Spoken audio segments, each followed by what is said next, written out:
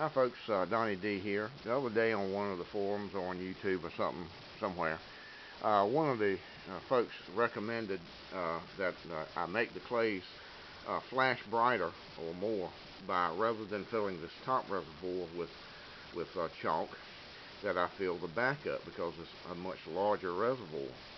Well, that's fine if you're using a single throw or single clay trap. It's not an auto trap where you put one clay at a time onto the throwing arm and it's held down with a clip. But with the trap I use, it's a white wing auto trap, you actually have to stack the clays one on top of the other into a rack, and it throws them automatically. And as you can see, the clay that's under this clay actually goes up into it, so it takes up some of the room. And of course another one and another one and another one. I believe mine can hold 25.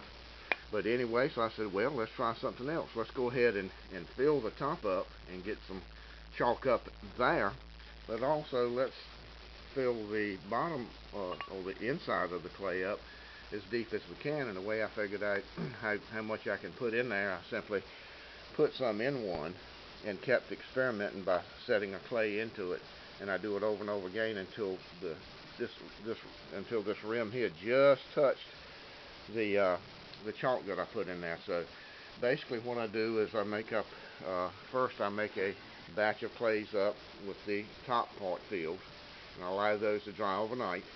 Then I'll flip them over the next day and come back and, like I've got right here, mix up another batch of the chalk and alcohol, and come back and fill up the inside of it. And here's the way I do it. I just pour it in until it just covers that little raised up part right here, this little part that comes up from the well here.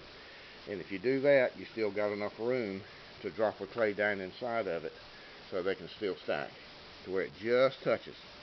And of course it's more expensive. It'll take more alcohol and more chalk, and of course it takes longer because you have to fill up the top first, let it dry, then flip it over and fill the bottom. And so it may not be worth it, but I'm going to see if they flash a whole lot better. These to me flash fine, but hey, I'm always looking to experiment and play around with this stuff and just make it more fun. So I'm going to make up a batch of these done this way, and next time I go to the range with my trap, I'll take my camera. Hopefully I won't forget it, and we'll see how they do. We'll see if they flash any better, or if it's worth it, or if it's not worth it. But anyway, this is Donnie D's Flashier clays.